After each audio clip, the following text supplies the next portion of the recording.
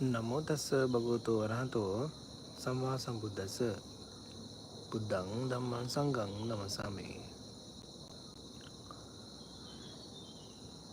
Dear friends in the Dhamma, I am Venerable Medave from Thapoarana, Pasyala, Sri Lanka.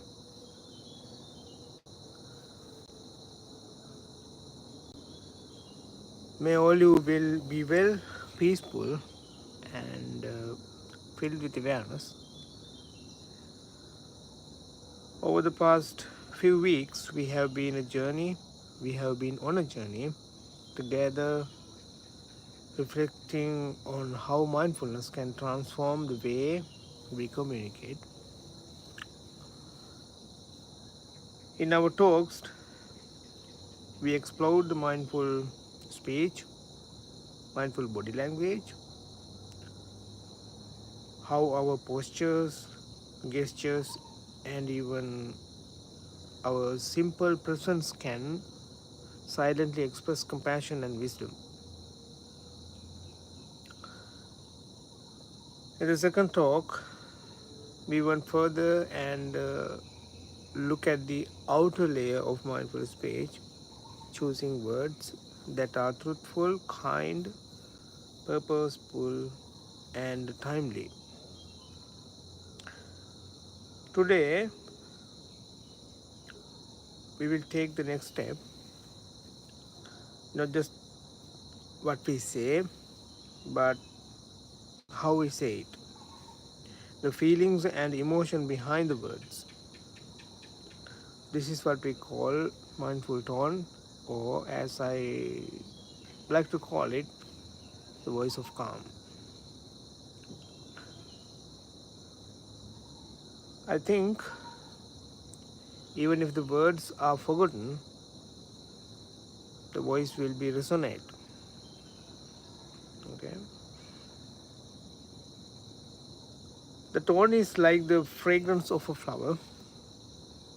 The words are the petals, but the tones carries their true sense. Even when the words are forgotten, the tone stays in the heart.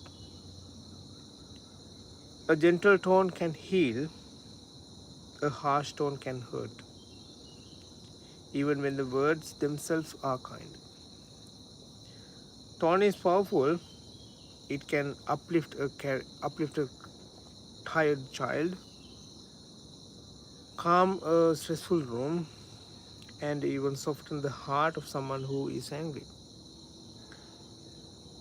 Think of think for a moment about how a mother comfort a crying child.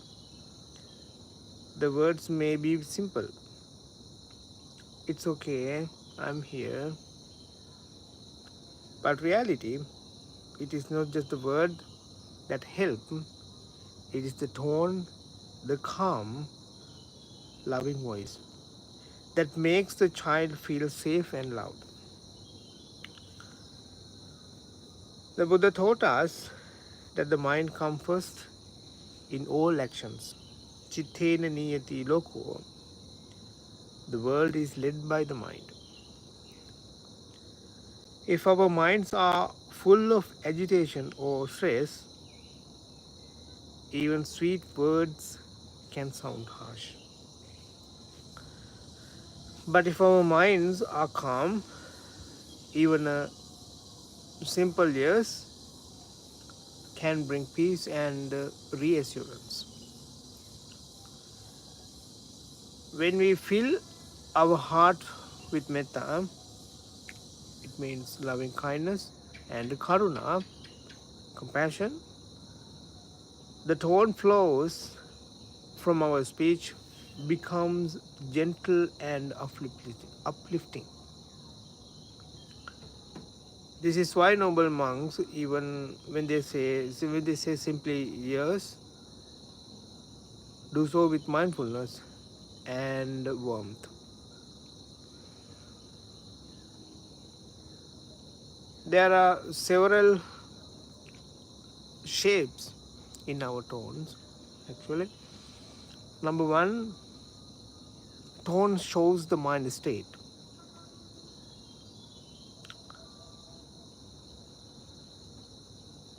For example, when the mind is agitated, our tone becomes harsh and rushed.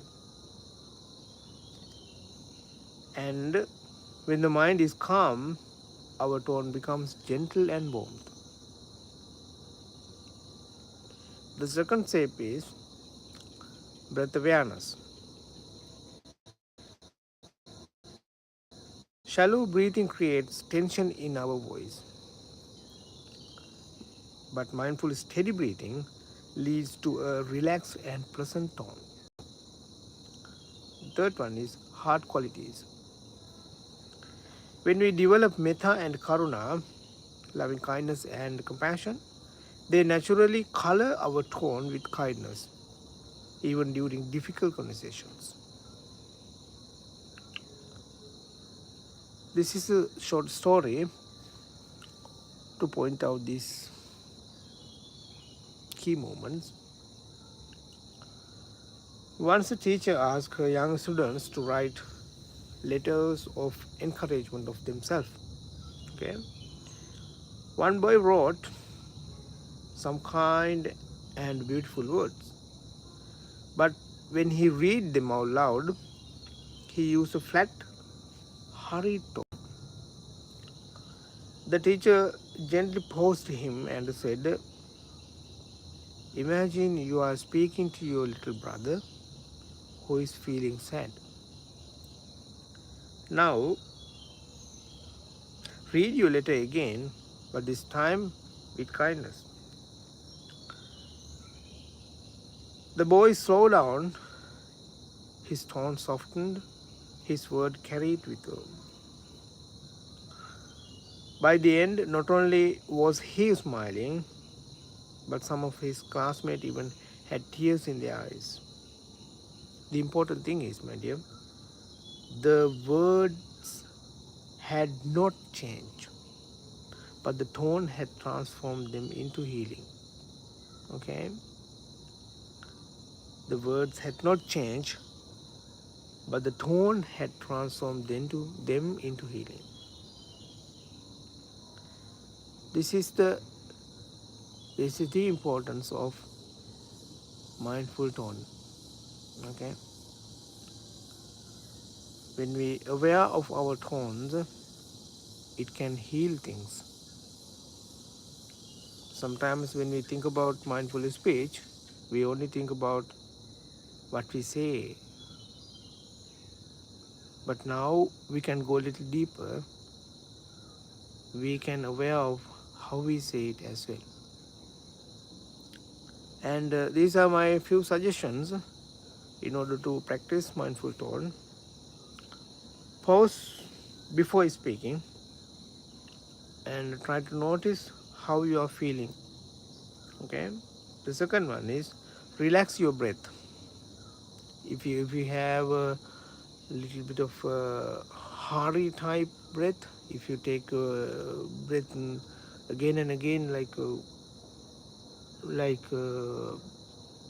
hurrying or something, try to relax your breath.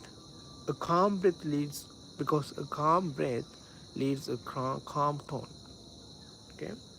The third one is speak as it offering comfort.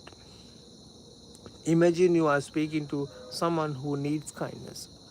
Every time when you talk, try to understand people around you need kindness. Sometimes we do feel that we are the one who really needs kindness, but the thing is, maybe people don't know around us how to share their kindness. Maybe you have to be the real life example to them how to be kindness when they are talking. Okay. When you speak as if offering comfort. Okay.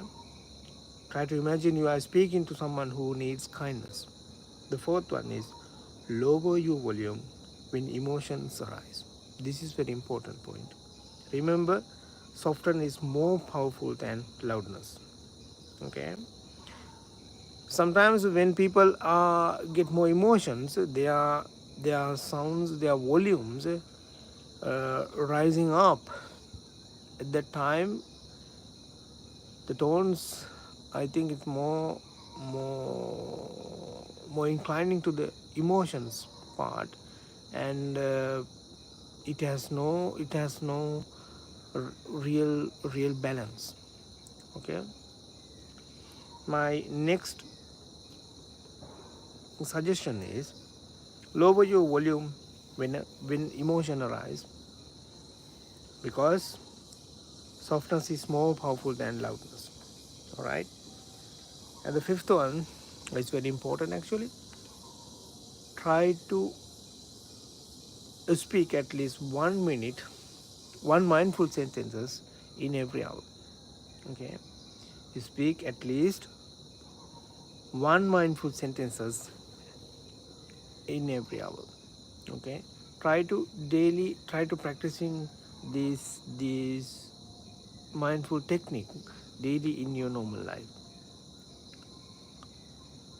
because our words are like seeds, and the tone we use, that the sunlight that helps those seeds grow in the heart of others. Just like a sunflower naturally turns toward the sun, we can train our speech to turn toward mindfulness, compassion, and calm. Okay? May our voice become instrument of peace. May our tones carry the fragrance of loving kindness, and may our beings hear words that heal and uplift. Sadhu, sadhu, sadhu. Thank you for listening. See you next time.